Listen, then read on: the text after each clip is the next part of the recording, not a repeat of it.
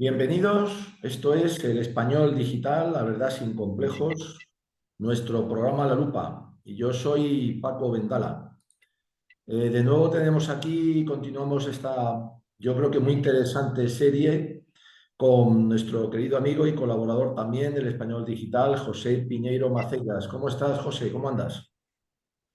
Hola, buenas tardes. Me encuentro bien aquí. ¿Ves cómo Estupendo. estamos? Un clima ahora ha empezado a llover. Muy bien, hombre. Vamos a recordar que estamos en una serie muy interesante, como he dicho antes. Estamos repasando, pero solamente repasando el libro, tu último libro, perdón, tu último libro escrito 18 de julio de 1936, Entre el mito y la realidad. Ahí tenemos la portada, es un libro interesantísimo. Lo que estamos haciendo aquí es repasar solamente, porque el libro contiene un montón de importantes datos originales, no conocidos antes. Yo creo que destruye muchas cosas y construye otras nuevas, pues realmente fundamentales. Y yo siempre recomiendo, por supuesto, comprarlo y tenerlo en casa. Para mí es un libro de cabecera.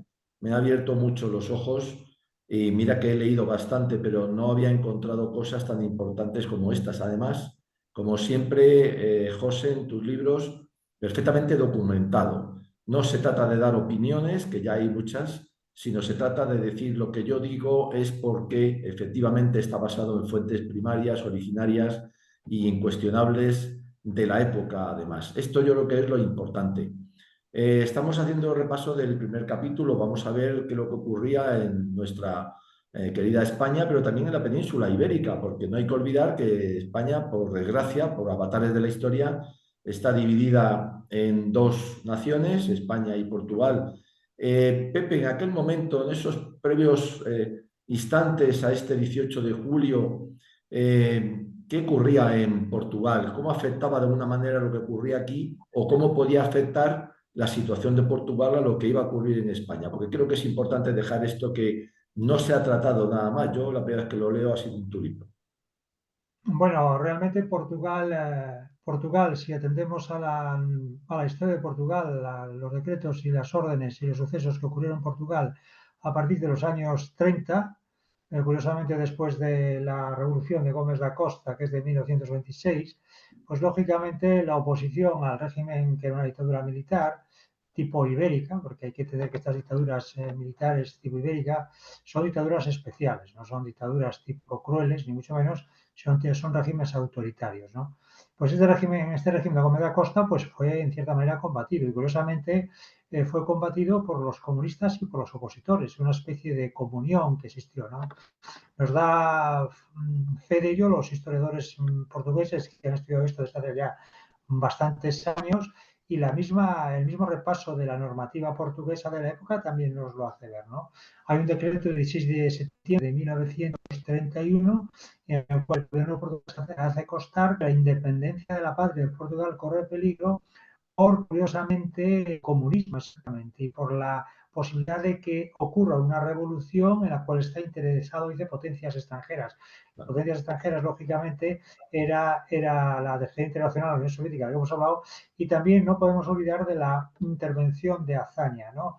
Azaña curiosamente, participa, igual que Casares Quiroga, suministran armas y sobre todo ayudan a los opositores portugueses que en el año 31 intentan realizar varios golpes, varios alzamientos y insurrecciones contra el gobierno portugués. Hay uno en la primavera-invierno de 1961 que tiene que prende en las islas, en el Portugal insular, en Madeira, Ozores, incluso en Guinea. Después hay otra más que ocurre en la península, en Portugal, que incluso, pues lógicamente, produce muertos y heridos.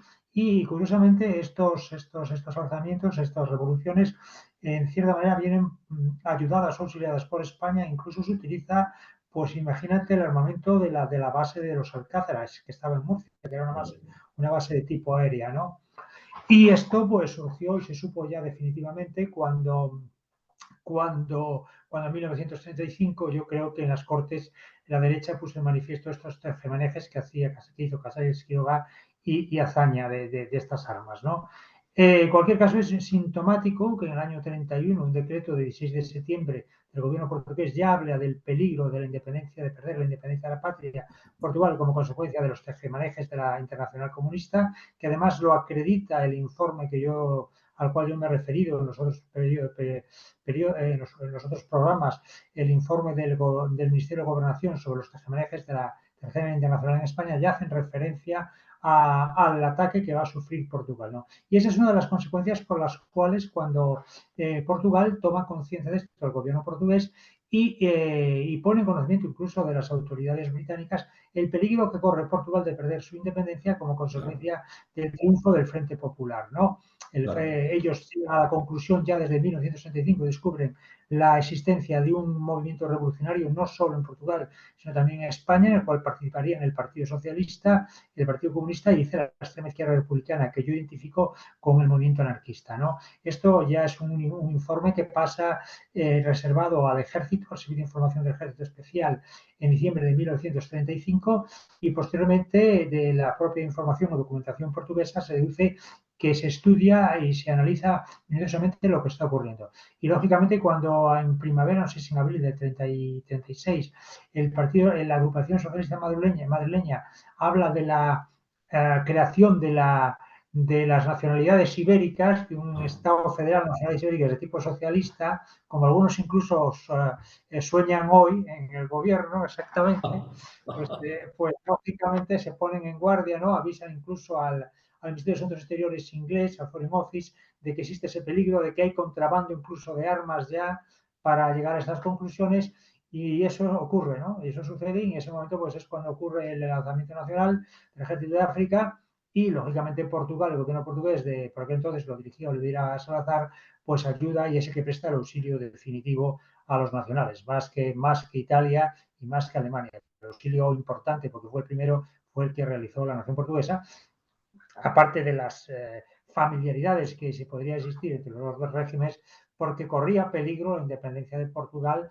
ya que no olvidemos que ya te lo he comentado, el claro. mismo Largo Caballero, en una muestra de sinceridad, había reconocido, confesado a la prensa norteamericana, a un periodista norteamericano, que Portugal iba a formar parte de la Federación de Nacionalidades Socialistas Ibéricas.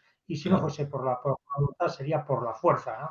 Pues claro, lógicamente esto ya era una cosa muy, muy, muy curiosa, ¿no? claro, claro. Curiosa y estudio detenidamente en el libro y lógicamente se deduce por qué Portugal prestó la ayuda a Franco y sobre todo una cosa muy clara, que tuvo también muchísimos voluntarios, miles de hombres que fueron los que confirmaron aquella unidad de los viriatos, que muchos se alistaron Sí. en la región, también en los tercios roquetes y algunos también en la falange. También. Claro. Bueno, muy interesante. La verdad es que, claro, somos dos naciones en una misma península, en este caso, y por supuesto lo que pasa en una puede o normalmente debe afectar a la otra. Aquí tenemos a Salazar, que estaba en el poder, pero ha ido una cosa muy interesante. Aunque salga un poco del tema, pero yo creo que tenemos que tratarlo, José, y no dejarlo en el tintero. Has hablado de un trasiego de armas de parte de España a Portugal para alimentar una posible también movimiento revolucionario y demás, pero hay también algún trasiego de armas aquí en la península, bueno, en España, perdón, con Italia. Ahora vamos a la otra banda, vamos al este desde el oeste, porque a mí me surge ese gusanillo. Has hablado de esto tan importante que yo no conocía, esa ayuda, digamos, de Azaña y de Casares a una posible revolución en Portugal, por tanto, lógicamente, del temor de Salazar a esto, pero Pepe, ¿qué ocurría en España entonces con las armas? Porque me da a mí la impresión, cuando leo tu libro, es que hay un trasiego también aquí de armas. ¿Es verdad que hubo de alguna forma armas venidas de Italia para España? ¿No? ¿Es también un mito o es una realidad, como tú nombras en Sí, tu... bueno, hubo un convenio secreto que firmaron los tradicionalistas en marzo de 1934 con Mussolini, hicieron un contrato firmado por incluso Goicoechea y por el teniente general Barrera, ¿no? Y dos representantes, creo que uno era Lizarda y otro Loazábal, de la Comunidad Nacionalista, para acabar con la República y restaurar la monarquía, ¿no? estos se firmaron y entonces era un acuerdo que Mussolini, fíjate que era un republicano, estaba dispuesto a restaurar la monarquía en España, Benito Mussolini, y por eso es una de las razones por las cuales Alfonso XIII se marchó a Italia, ¿no? Claro, claro, claro. Ah, eso, Y joder, Juan ese Carlos dato, nació en ese, Italia, también son cosas muy claras, ¿no? Bueno, pues realmente viene de ese pacto, ¿no? En ese pacto famoso, y en él se compromete Mussolini y el régimen italiano a facilitar a estos conspiradores españoles de la Comunidad Nacionalista y de Renovación Española, pues armas que serían unos, creo que eran 10.000 fusiles, espera que lo ajá, tengo aquí, son 10.000 fusiles, o 10.000 fusiles, 10.000 bombas de mano y 200 ametralladoras y 1,5 millones de pesetas en metálico para distraer y para distraer pues también a los requetés, sobre todo a las milicias de los requetés, ¿no? De los carlistas. Se hace, pero lo que ocurre es que las armas se retrasan y en 1935 no se entregan. Debe cambiar la ah, idea de Mussolini, no se entregan. Se entrega el dinero y se entrega y se instruye a las milicias del requeté, ¿no? Pero las armas definitivamente no se entregan, como pues, lo ha comprobado varios autores, incluso Saz, un historiador de Levante, ya lo hizo en 1986, estudió la documentación, sobre todo el Ministerio de Asuntos Exteriores italiano, y se ve que las armas no llegan, porque en ese momento Mussolini cambia de idea, eso ocurre en marzo de 1966, y decide apoyar a José Antonio Primo de Rivera. La subvención se la da en vez de a estas personas, o continúa dándosela, se la da a José Antonio Primo de Rivera. Lo de José Antonio Primo de Rivera se ha dicho que sí era porque era fascista la falange. No, esto no es así, esto era simplemente porque había un convenio previo y posiblemente porque José Antonio necesitaba dinero para los dos periódicos que dicta, que es en ah, marzo de 1965, que es el Arriba y el Haz, y naturalmente eso era muchísimo dinero y lógicamente pues José Antonio trató de buscar dinero donde podían ayudarle. Entonces, esa ayuda, curiosamente, de los 30.000 pesetas o las 50.000 liras que mensualmente recibió José Antonio hasta enero de 1966, desde junio de 1966, estaban emitidas por el Ministerio de la Prensa y Propaganda, es decir, no por el ah, Ministerio de Guerra, ni nada por el estilo, era una cosa de propaganda. Yo creo incluso claro, que habían fichado a José Antonio porque era un orador muy bueno para defender la postura política de Italia con claro, ocasión de los problemas internacionales diplomáticos de la invasión de Abisinia, ¿no? Entonces yo creo que tampoco era una cantidad muy fuerte, porque la falange en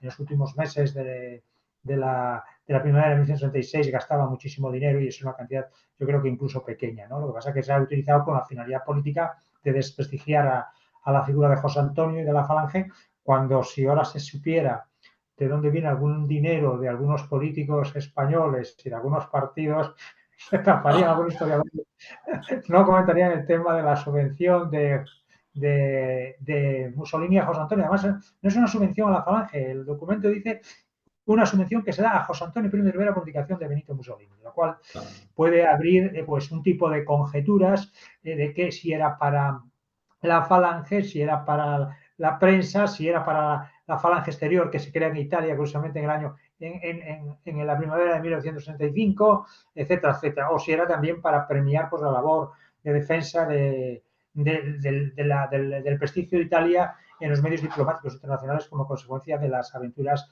militares y bélicas de Italia, ¿no? claro, claro, Exactamente. claro, Exactamente. Bueno. Pero lo importante de esto es que esas armas que se entregan hay que ponerlas en convivencia exactamente con otras, unas entregas que se iba a recibir, que yo trato en el libro, que son los famosos documentos de la primavera de 1966 de la Revolución Comunista, ¿no? En esos documentos se dice, curiosamente, que las armas que se dispone o que se debieran disponer, yo creo que eran 25.000 fusiles, 30.000 pistolas ametralladoras, 250 ametralladoras y muchos kilos de dinamita. Como puedes ver, eso es un lanzamiento a gran escala, porque el ejército italiano, porque esto lo hace el ejército italiano, ese proyecto de suministrar claro, armas a los carlistas para derribar la República, habla de 10.000 fusiles, o sea, armas largas, claro, 200 ametralladoras, o sea, 250 es lo que piensan los comunistas y socialistas para sublevarse, y lógicamente sustituyen las bombas de mano porque tenían dinamita Aquí Ah, hablan de 10.000 y ellos tenían mucha dinamita, les sobran. Y ellos ponen a mayores incluso pistolas ametralladoras, 30.000 pistolas ametralladoras. joder. Quiero decir que fíjate que en el libro de Ángel Viñas, que tú lo conoces bien, Sí, en su mejor libro que tiene, que es el Alemania nazi el 18 de julio, que es el mejor que tiene, el más apolítico, digamos, presenta un cuadro de las exportaciones alemanas de material de guerra a España desde diciembre de 1965 a agosto de 1936, es decir, por el gobierno del Tercer Reich a la República Española. Y fíjate que solo en pistolas o revólveres se venden 9, en pistolas ametralladoras 3, no, en pistolas ametralladoras en abril de 1936, 100 pistolas solo. ya. Tú fíjate y después en mayo 50 pistolas. Estamos hablando de una potencia militar tan grande como era el Tercer Reich vendiendo la República, siempre los cuerpos de seguridad o el ejército, lo que son las pistolas ametralladoras. Y estos hombres tenían estudiado un planteamiento de 30.000 pistolas ametralladoras. Imagínate los hombres cómo lo tenían estudiado, lógicamente, porque sabían que el combate iba a ser en las ciudades y iba a ser cuerpo a cuerpo, con lo Claro, cual no se necesita mucho, no se necesita, no necesita cañones ni nada, no, simplemente no, era una lucha callejera y curiosamente, que te lo hago constar en el libro, los informes del Estado Mayor del Servicio Especial del Ejército hacía claro, constar que la futura revolución de tipo izquierdista que ocurría en España, que la pensaban que iba a ocurrir muy pronto, además creo que es un estudio de febrero del 36, es decir, unos días claro, antes de ganar las elecciones el Frente Popular o hacer que las ha ganado, también, pues lógicamente ya sabían que iba a ser lucha cuerpo a cuerpo en las claro, ciudades y que para claro, ello, lógicamente, el arma corta pues es importante, claro, con, claro, igual que claro. las ametralladoras.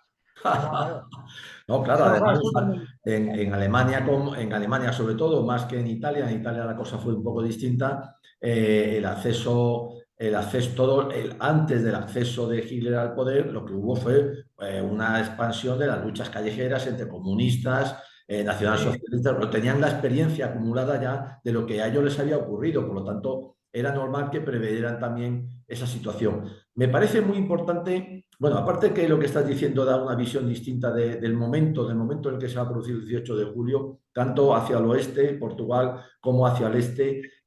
Vamos a ver, claro, si los comunistas aquí, si el Frente Popular tenía ayuda de la Cominter, ¿por qué no los del otro bando iban a aceptar ayuda de quienes entonces, hay que situarse en bueno, el contexto? yo te voy a decir más cosas. A En ver, esa misma fecha en la que se crea un poco más adelante, yo creo, a mediados de 1934, se crea la UME, la Unión Militar sí, Española, por el comandante Bartolomé Barba, ¿no? vale, El comandante Bartolomé Barba, que era muy inteligente, una persona muy competente, no, pues en la guerra civil, pues está con los nacionales, yo creo que logra huir de la zona roja sí. y termina pues dirigiendo, creo, el jefe de la brigada mixta Las Flechas Negras, que Sí. curiosamente, hablando de Mussolini, bueno, Pues, que hay que tener en cuenta que las flechas negras, la mitad o una parte considerable de sus componentes eran españoles. Yo tuve aquí un vecino que murió hace unos 20 años, sí. Eulogio, que estuvo en las flechas negras, Ah, exactamente. ah, Era una persona que era política, pero que se fue para allí y dice que estuvo muy bien con los italianos. O sea, que tampoco era una cuestión política, sino que era gente claro, claro. exactamente. O De sea, que en las flechas afinidad. negras, que era típicamente la unidad típicamente italiana, Sí, también estaba formada por soldados españoles. Yo sí, conocía sí. a alguno, un vecino que además era ferroviaria, exactamente. Fue cliente mío incluso antes de morir una persona. Muy curioso. Bueno, pues mire, le Barba, entrevistan en general al comandante Bartolomé Barba barba. después de la guerra, o recién terminada la guerra, yo después de la guerra. Y entonces dice algo curiosísimo. Dice que crea la UME en a mediados de 1934, viendo el caos y la desorganización que existe en el ejército y para crear una especie de unidad espiritual entre la oficialidad, ¿no? Yo te Ya, voy a decir lo que dice textualmente, porque lo he muy escrito para que bien, te muy dice bien. creando dentro del ejército una unión espiritual entre toda la oficialidad que hiciera posible, llegado el momento oportuno, de disponer de una unidad material del ejército con que oponer un dique eficaz a los propósitos del Comité. Ajá, fíjate. Muy Que la bien. UME se creó, lógicamente, para defender los ataques del comité, los Claro, propósitos del comité de claro, apoderarse de la nación española. Eso es una claro, cosa bien clara y que, lógicamente, fíjate lo que dice el decreto del 16 de septiembre de 1931 de Portugal, donde digo precisamente más que ahora convencidos de que la propia independencia de la patria estaría comprometida si no se diese fin a la creciente osadía de criminalidad a adversarios. claro, Eh, exactamente. Tiene certeza el gobierno de que los opositores a su pensamiento y a la ejecución nacional que ha dado viven en perfecto entendimiento con las fuerzas comunistas del desorden y anarquía, pues conoce que siempre están prontas a ofrecer personas y dinero a cambio de condiciones de victoria de la gran revolución social a su sueldo de potencias extranjeras pretenden desencadenar sobre el mundo. Esto claro. se dice por el gobierno portugués, exactamente 99, decreto 20.304, publicado en septiembre de 1931 en el boletín oficial que se llama el Diario del Gobierno. O sea, tú Claro. fíjate que Portugal sabía lo que estaba pasando en el año 31 y esa es la razón por la que se crea, pues se sabía, en el año 1964, mediados de 1964, La eh, UME. eh, la UME. Más UME. aún, la UME recibía de ese dinero que venía, de ese dinero posiblemente que viniese de Italia, algún dinero iba a parar a la UME, por alguna información que dice aquí Saad, de que exactamente financieramente los gastos de la UME los facilitaba Goicoechea, que era quien había recibido, uno de los que había recibido este 1.500.000 de Claro, Mussolini, expresamente de claro, Mussolini, quiero ¿no? Realmente es igual. Por tanto, son cosas que parecen, pero que no fue simplemente para implantar el fascismo y otras franjadas que están estos. Por un claro, lado están los antifascistas, comenzando por el presidente, por algunos miembros del gobierno que creen que lógicamente que estamos en 1936 claro, y por personas que piensan que es así, pero no era así. Aquí era simplemente era defender la independencia de la patria, tanto en Portugal como en claro, España, y claro, lógicamente utilizar los medios, lo que dice el comandante Barba, un medio, un dique eficaz para parar los propósitos del comité, que era crear la UME. Cómo claro, se sin duda. financiase, cómo se llevase efecto, ya sería otro cantar. Y también hace constar, no te olvides, ya hace constar en este tema de la UME que era Sí, secreto y que solo tenían contacto, conocimiento personal civil los siguientes. Hoy Cochea, Calvo Sotelo, José Antonio Primo de Rivera, Zamanillo, que era carlista, sí. y el Duque de Alba, entre otros. Es decir, José Antonio estaba perfectamente al, al, Enterado. al sabía lo que iba a ocurrir, estaba en contacto y por eso Sí, sí. esa relación que va a Mussolini, porque yo creo, se dice que fue en mayo, pero además que fue por barco, creo que fue a Italia a Italia. entrevistarse con él, que no habló con él, pero habló con segundos de a bordo, y Sí. nadie supo que había hablado ni nada, ni lo sabían ni siquiera sus propios camaradas. Creo que le comentó algo a su primo, que era este Sancho Dávila, que tenía que ir de vez en cuando, era indispensable ir a París a Sí, recogerse, pero que José Antonio estaba hay que decirlo, José Antonio pertenecía a la UME, estaba en relación con la UME, claro, y esto es así. Aunque también dice Bartolomé Barba, dice que se tristó 3 veces con José Antonio. La primera era que quería que le diera en el 35 el poder para la falange, para participar en la UME, y Bartolomé claro, Barba le dijo, hombre, la gente que tiene es muy joven para gobernar el país. Dijo, bueno, en un año, dijo, bueno, estoy de acuerdo, en un año con propaganda toda esa gente está preparada para gobernar el país. Y después claro. también le pidió ya antes, ya cuando estaba el Frente Popular a punto de ganar las elecciones, unos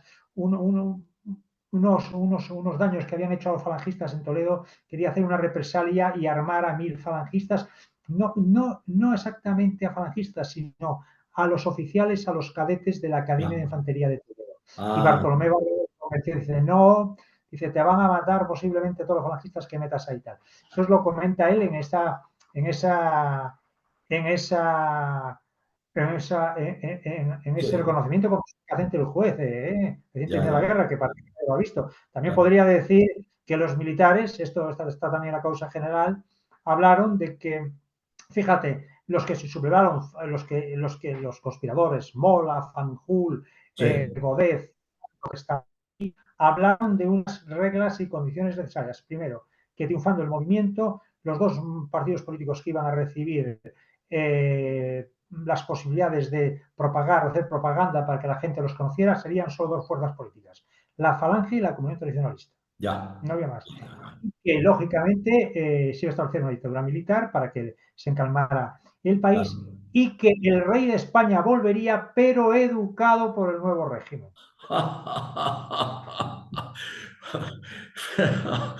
Pepe, vamos a ver, se nos acaba el tiempo, nos queda prácticamente nada. Has dado además, yo es que, vamos a ver, yo vuelvo a decirlo, es posible No, que, esto no está en el libro, no está en el libro.